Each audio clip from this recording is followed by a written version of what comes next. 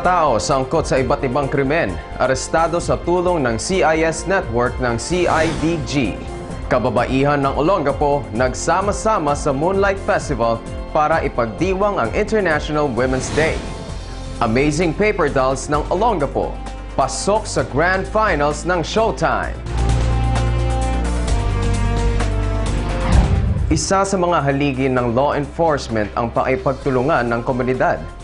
Muling napatunayan ang kahalagahan nito sa pagkakaaresto ng 7 kataong sangkot sa iba't ibang krimen sa loob ng nakalipas na 2 linggo. Magandang araw, Pilipinas! Ako po si Angelo Perdon at ito ang Newsnet Zambales.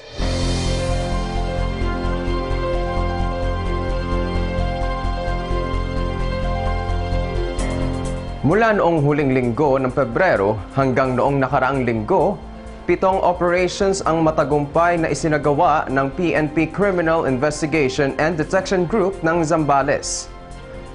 Inireport ito ng bagong pinuno ng CIDG Zambales na si Police Chief Inspector Virgilio Rubio. Batay sa report ng mga informante, dinampot ng mga operatiba ng CIDG ang isang suspected gun runner sa Iba, Zambales at isang residente ng Castillao, Zambales na illegal umanong nagbebenta ng petroleum products. Nahuli umano ang suspect na si Rustan Toseno sa aktong pagbebenta ng isang parabellum caliber 9mm pistol at 15 live ammos nito.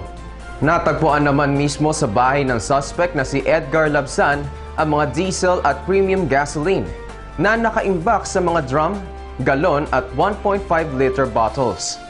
5 pang kataong wanted sa iba't ibang kaso ang dinampot din ng CIDG operatives. They were identified as Jeroniel Jimenez, wanted for attempted murder; Samson Rostata Jr., paglabag sa Dangerous Drugs Act; Zosimo Mendoza, usurpation of authority; Rafael Delgaco at Alejandro Tolentino, both wanted for violation of RA 9262 or the Anti-Violence Against Women and Children Act. Sa weekly radio TV program ni Olongapo Mayor Bong Gordon, sinabi ni Chief Inspector Rubio na ang nakatulong ng malaki sa pagtunton ng CIDG sa masasamang elemento ay ang CIS. CIS stands for Community Information Service, flagship project ng CIDG na puspusan ng ipinatutupad ngayon sa Zambales. Sa pamamagitan ng CIS, nagbubuo ang CIDG ng isang network ng mga informante mula sa iba't ibang sektor ng komunidad. Inimbitahan po namin ang mga mamamayan na sumali o makiisa sa aming sinasagawang proyekto para sa pagpapanatili po ng katahimikan dito sa Olongapo at sa buong Zambales. Noong March 8, International Women's Day, nagtipon ng kababaihan ng Olongapo sa East Tapinac Oval Track. Pero hindi para magprotesta tulad ng karaniwang selebrasyon ng araw na ito sa Metro Manila at ibang lugar. Sa halip, talaga pong isang celebration ng ginanap, the first Women's Moonlight Festival in Olongapo City. Newsnet Zambales Abigail Magpayo was there and she filed this report. Ibang-iba ang selebrasyon ng International Women's Day ng mga Olongapenya. Sa halip na rally at protesta, isinagawa ang kauna-unahang Moonlight Festival, ang masaya at makulay na pagdiriwang ng buhay na tanging babae ang may kakayahang magsilang sa mundo. Ginanap ang pagdiriwang sa isang bahagi ng East Tapinac Oval Track na pinalibutan ng bulaklak at ilaw mula sa mga sulo at paper lanterns bilang simbolo ng buwan o ng Circle of Life. Pinangunahan ng First Lady ng Olongapo at Subic Bay Metropolitan Authority Director Ann Gordon ang selebrasyon kasama ang mga kababaihan mula sa iba't ibang sektor at organisasyon sa isang gabi ng sining at pagbabahagi ng mga karanasan sa buhay sa ilalim ng liwanag ng buwan. Tiniyak naman ni Olongapo Mayor James Bong Gordon Jr. at ni Director Gordon na patuloy na itataguyod ng pamahalaang lokal ang karapatan at kapakanan ng kababaihan lalo na sa aspeto ng edukasyon at kabuhayan. Importante na tayo ay nagkakasundo-sundo para mas mapabilis natin ang progreso ng ating syudad at yung mga karapatan ng mga kababaihan ay talagang ating matututukan. Sa pamamagitan ni City Social Welfare and Development Office Head Gine Clarino, daliyanan ng Yokobari Foundation, Alma Bulawan, Presidente ng Buklod ng Kababaihan, at Alex Hermosa ng Preda Foundation na pagbuklod ang mga kababaihan mula sa iba't ibang sektor tulad ng senior citizens, city government officials at employees, non-government organizations, civil society groups, religious groups, foundations na tumutulong sa pagtataguyod ng kapakanan ng kabataan at ng kababaihan kasama na ang kababaihan ng Philippine National Police. Ang Moonlight Festival noong International Women's Day ay isa lamang sa mga aktibidad sa pagdiriwang ng Women's Month na pinangasiwaan ng Olongapo Women's Council. Ito ang inyong kaibigan sa pagbabalita, Abigail Magpayo, Newsnet Zambales.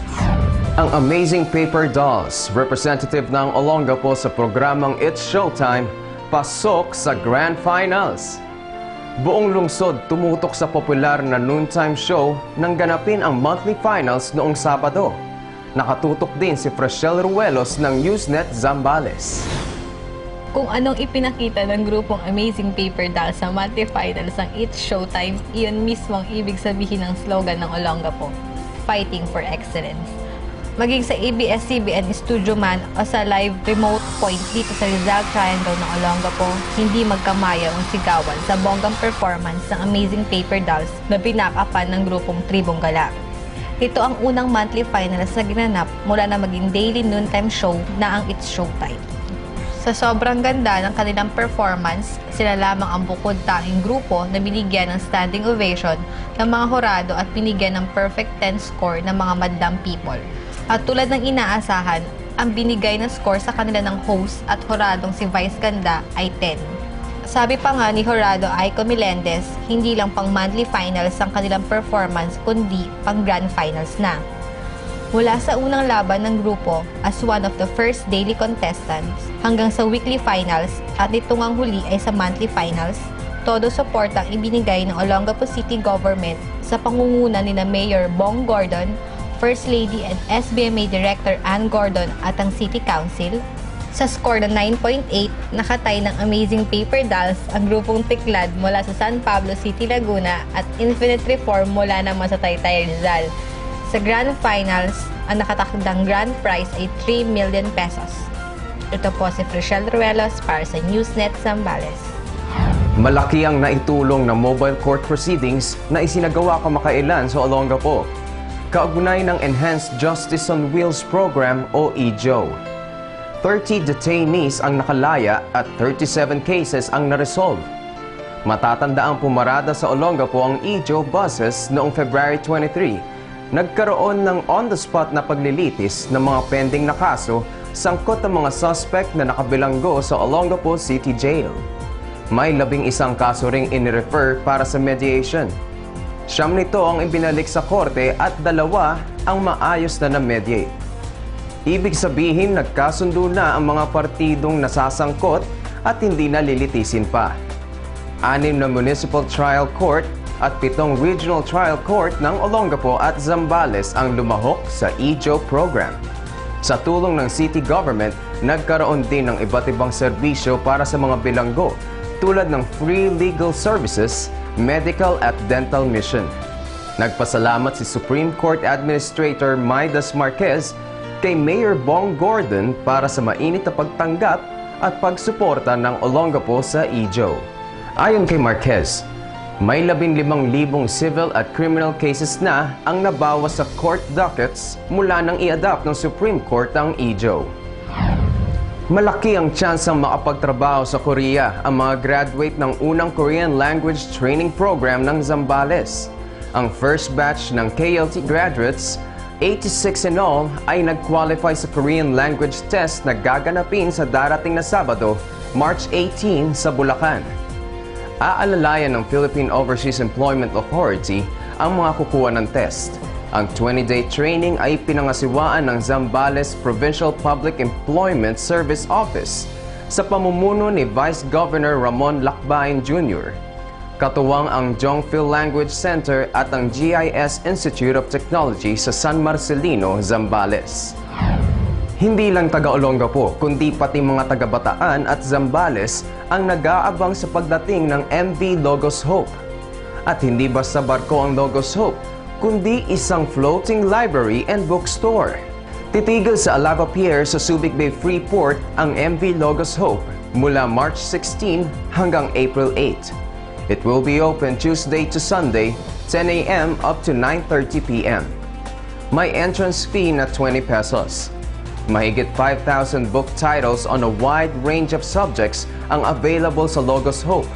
May tampok ding interactive program on board na pinamagatang The Greatest Treasure, isang imaginary voyage na may pirates, games, puppet show at iba pa. At may Christ-centered message para sa mga bata. Ang Logos Hope ang pinakamalaking floating library ng German-based organization Good Book for All o GBA. Ang dalawang naunang GBA vessels ay ang Logos at ang Dulos. Dulos was a frequent Philippine visitor before it was retired. Finally, an invitation from the Olongapo City Council. Ang lahat po ay inaanyayahan sa public hearing ng panukalang ordinansa tungkol sa sale and consumption of alcoholic beverages in commercial establishments. Ang hearing ay nakaschedule ng March 16, Friday, 1 o'clock p.m.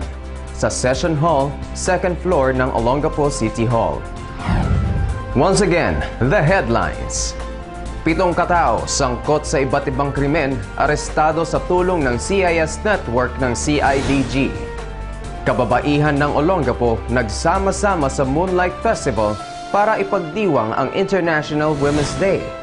Amazing paper dolls ng Olongapo pasok sa Grand Finals ng Showtime. At yan po ang mga pangunahing balita in and around Zambales sa nakalipas na isang linggo. Make Newsnet Zambales a habit. Every Wednesday, 10 a.m. and 12 noon. With replays on Thursdays and Fridays, 10 a.m. and 12 noon. Channel 22 po kami sa Free TV. Channel 78 sa cable sa Olongapo. And Channel 16 sa cable sa Subic Bay Freeport. Angelo Perdon po, ang inyong tagapagbalita. Dito sa SBC TV 22.